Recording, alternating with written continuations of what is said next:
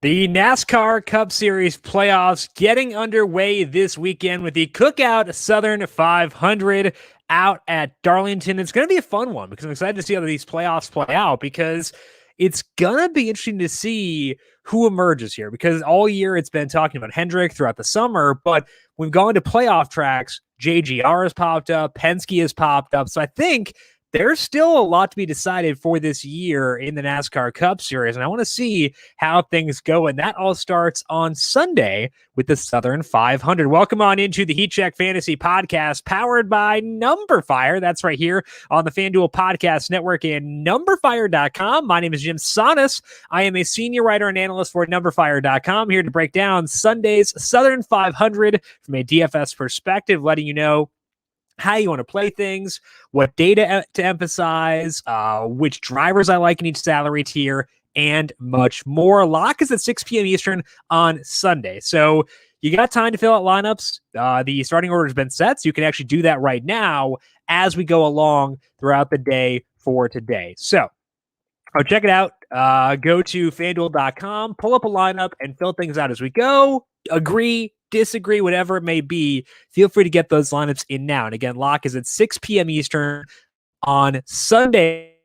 Those lineups here in just one second. But first, a quick reminder to make sure you are subscribed to the Number Daily Fantasy Podcast feed wherever you get your podcasts. UFC Vegas 36 preview via Austin Swim is already posted. That is up on the numberFire Daily Fantasy Podcast feed. We have an MLB DFS podcast for Friday's slate. We have NFL coming back next week on Thursday. PGA will be back just around the corner as well. So a lot of good things coming up here on the numberFire Daily Fantasy Podcast feed. Find that wherever you get your podcasts. Hit subscribe. And if you like what you hear, leave us a rating and review as well. Hey, football fans, the 2021 NFL season is just around the corner, and you've still got time to do some best ball drafts over on FanDuel. You've got daily contests launching up over there. You can also do private contests with your own entry fee, with players you want to play with, and all of that. Pick a league, desired number of players, draft your squad, let that puppy run, and see if you can win yourself some cash throughout the season.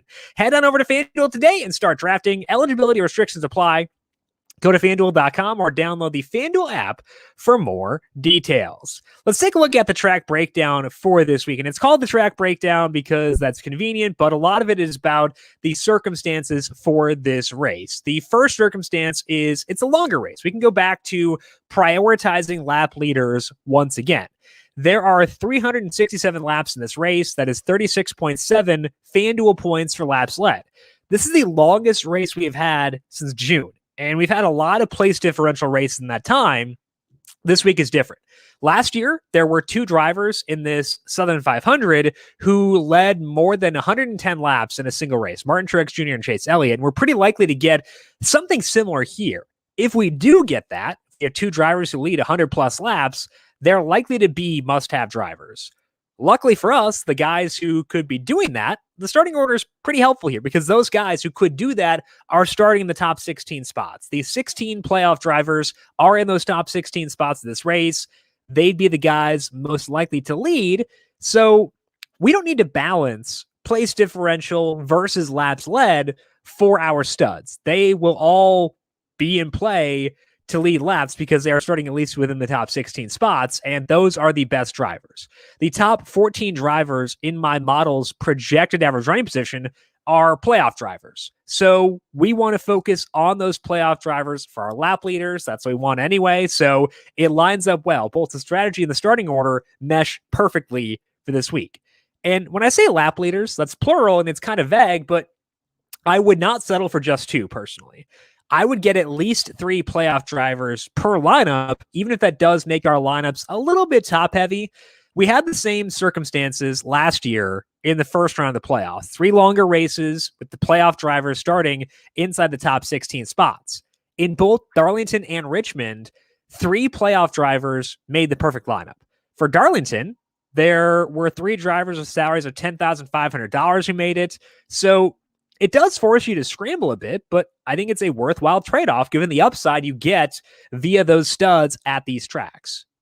I also, the think it's interesting this week. You don't have to break the bank to get some potential lap leaders. We'll talk more about some guys who could give you cheaper, lower salary laps led in the tier by tier breakdown. But there are some guys who I think will be in contention on Sunday who don't have the highest salaries. One thing I didn't mention about last year's race when talking about the lap leaders is the guys who led a bunch of laps did finish poorly. Those were Truex and Elliott, and they hit the wall while fighting for the lead, and both those guys had to pit. That's usually going to lend itself to a place differential race where you see guys lead a lot of laps, finish poorly because the pool of laps led for drivers who finish well is smaller than in that scenario. And you'll often see a place differential come through. But we still had 3 playoff drivers in the perfect lineup. It happened because those guys are just the ones you expect to finish best. Finishing points matter a bunch. So there are very few ways I can see this race playing out where you don't have a minimum of 2 playoff drivers in the perfect lineup. I want 3 in each of mine personally, and I think we can get a 4th too. We'll talk about that again in the tier by tier breakdown, but heavy emphasis on the guys starting inside the top 16 spots for this week. For the non-playoff drivers, we will have some place differential options. Matty Benedetto and Ross Chastain rank 15th and 16th in my model. They are starting 30th and 23rd respectively. That's going to play pretty well. So we'll be able to get some place differential from our value plays, but for the studs and mid-range plays, we need laps led. And I will be prioritizing that for this week. To figure out who will lead laps, I would lean on 2 things. The first one is course history because they actually got pretty good data there. They ran in Darlington 3 times last year. It wasn't a different rules package, but they ran it back in May this year in the current rules package. So if the drivers were fast in the Darlington race this year or last year, I would say they're probably going to be fast on Sunday once again. Outside of that Darlington race and the ones last year, I'd focus on other races with playoff representation. So what I mean there is Richmond, Phoenix, and Martinsville, because we've seen some teams, primarily Joe Gibbs Racing and Team Penske, totally sell out for the playoffs. They let Hendrick Motorsports dominate during the summer because it seems like they put all their resources in doing well this time of year. Others, like Hendrick, have had a more well-rounded approach. And I think those playoff-centric teams will pick up here, maybe even if they haven't done a ton over the summer. Like Truex hasn't done a ton this summer. Neither has Hamlin. I expect them to surge a bit this weekend. So the races I am emphasizing here most are Richmond, Phoenix, and Martinsville, in addition to Darlington. Dover, Nashville, and New Hampshire do help because they were in this rules package, but I would rank them below the other tracks for this week. We're going to see every team's best this week, and I want to make sure I'm accounting for that. So again, emphasizing playoff tracks, seeing what they've done there, and looking at past races at this track as well. So to recap here, we do need to prioritize lap leaders once again. I want at least 3 playoff drivers in each lineup. I might get a 4th. Again, we'll talk about that in a bit. I am willing to go very top heavy to make that happen. I know that is risky, but there are some punting options I do like, and I'm willing to go there. You can get some place differential for your non-playoff drivers. When you're looking at who to pick, look at the first Darlington race, look at Richmond, Phoenix, and Martinsville, and then Dover, Nashville, and New Hampshire slide in after that. I'll talk a lot about what drivers have done in this rules package this year. That will include Bristol, just because it's easier to filter out that way, but Bristol easier to de-emphasize because it was run on dirt, whereas the others were run on pavement. And it is an 8-race sample if you include Bristol. So pretty good sample. We should know who will be fast on Sunday. Speaking of that, let's talk about the elite tier in our tier-by-tier breakdown. Starting off with Kyle Larson, who has $14,000 on FanDuel, through Denny Hamlin at 12.5. And the 3 most likely winners in my simulation are all in this tier. Those guys are Truex, Hamlin, and Larson. My win sims have it in that order. Truex, Hamlin, Larson. I would personally put Larson above Hamlin, but that's what the sims see for this week, because those guys are going to lead laps. At least one of them is going to lead a lot of laps on Sunday. I can say that with a good amount of certainty. Truex almost won last year. He dominated this spring and won the race. Larson has podium finishes in 4 of the past 5 Darlington races. Hamlin has had a top 4 average running position at all 4 playoff 750 tracks. So I love all 3 of those guys, and I'm going to have a lot of them.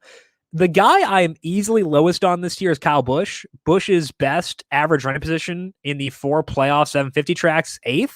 His best finish is 3rd. Now, both that finish and the average running position came in Darlington, which is very good, but he led just 33 laps in this package on ovals, whereas Truex, Hamlin, and Larson all led at least 500 laps in this package. So I'm going to be pretty low on Busch relative to the other 3 guys in this tier. I'm going to rank this one Truex 1, Larson 2, Hamlin 3, Busch 4.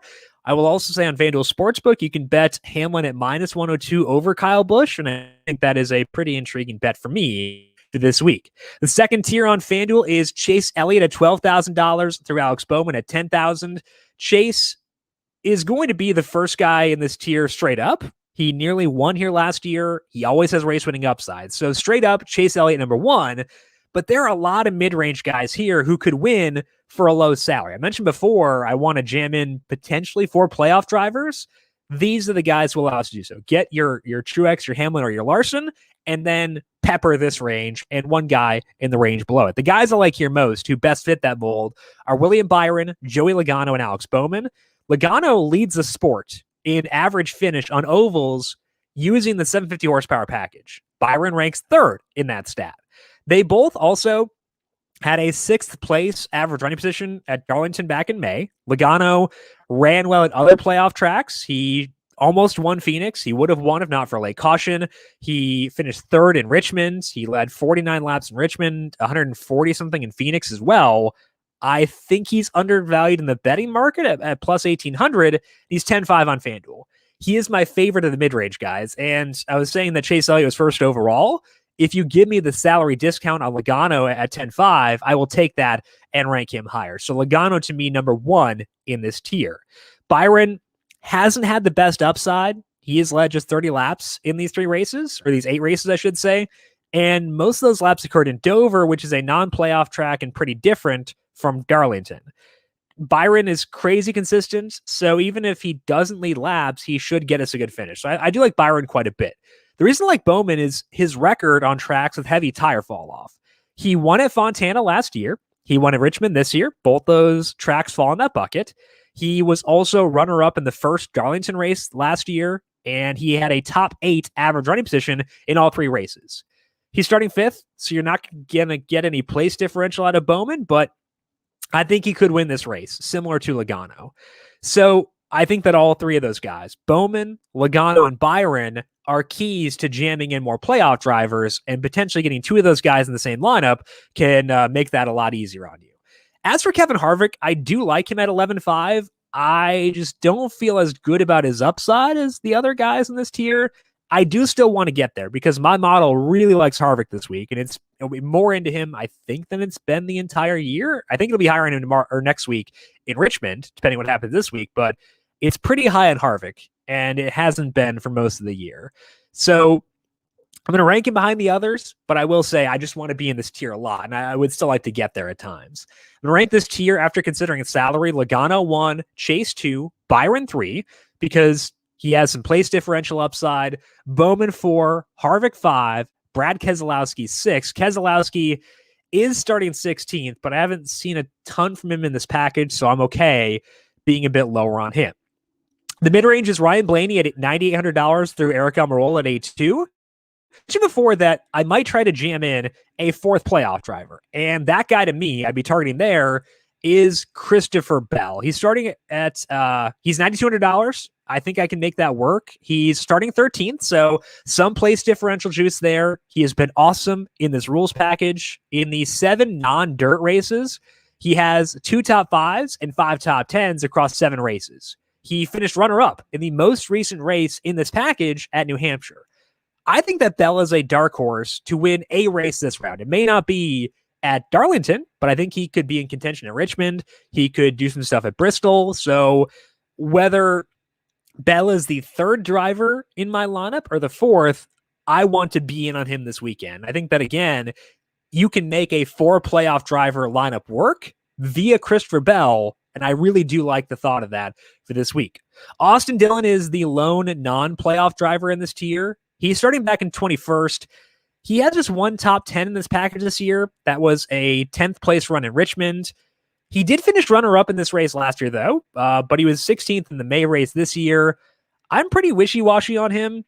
I will use him, but I do like some guys in the tier beneath him more.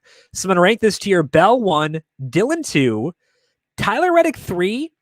He's starting up front, but he could run pretty well. I think that Reddick, this track fits him pretty well, so I would like to get there at times for him, just not as high on him as I am a Christopher Bell. I've got Ryan Blaney 4th, Kurt Busch 5. Both those guys are starting in the top 3 spots and might need a win to pay off. Blaney was much better here in May than he usually is, but still not his best track by any means. Kurt Busch, he can get the job done on slick tracks, as he showed in Atlanta, just not as good in this package so far this year. So I'm okay being a bit lower on them. Eric Almirola is going to be number 6 for me in this tier. The value tier to me is pretty good. It is Ross Chastain at $8,000 through Cole Custer at $6,300.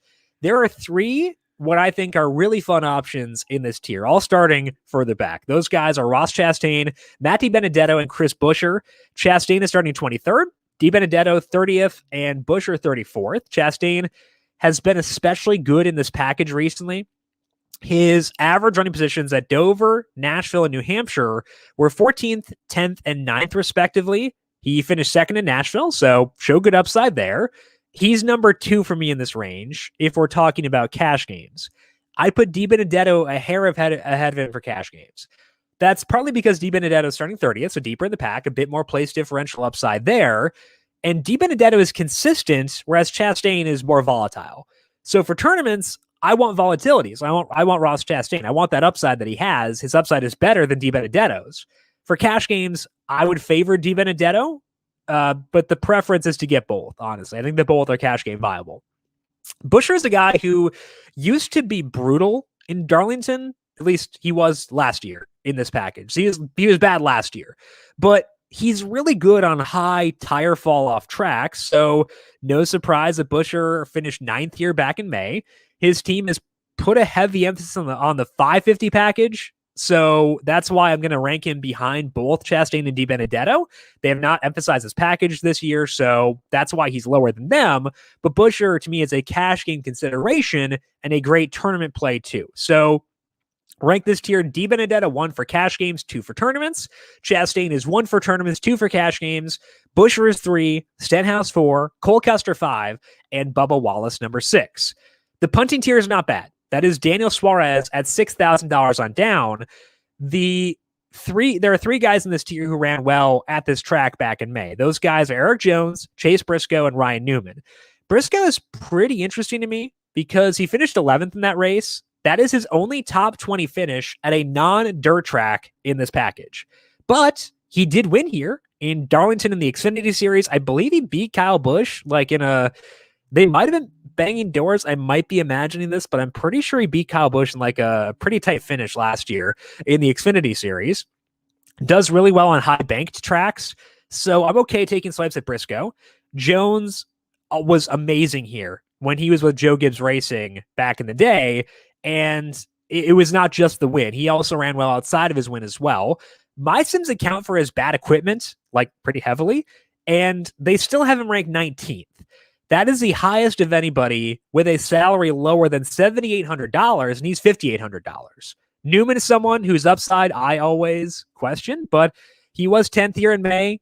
I am very interested in all 3 of these guys and will consider jumping down here decently often to jam in more playoff drivers. The Bell lineups can work a lot easier if I go to Jones, Briscoe, or Newman for that 5th slot. So I'm going to rank them Jones 1, Briscoe 2, Newman 3, but all 3 at least considerations for me to jam in more playoff drivers for this week.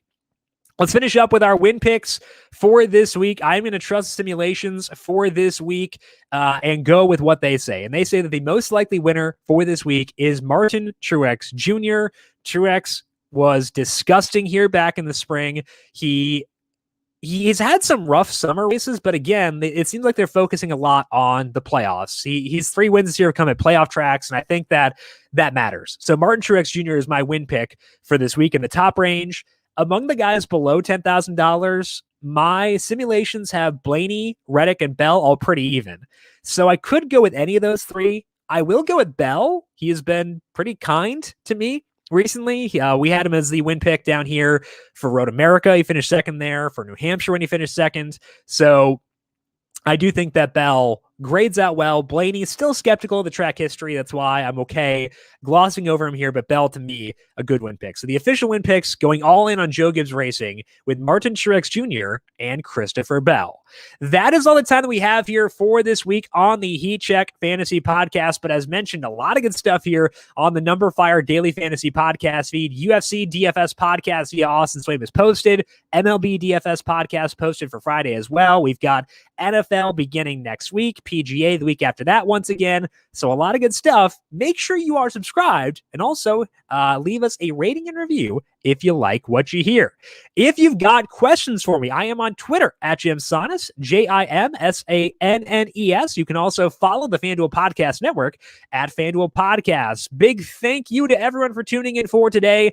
Good luck with your lineups. Enjoy the Southern 500. Enjoy the playoffs. And we'll talk to you once again next week for Richmond. This has been the Heat Check Fantasy Podcast powered by numberFire.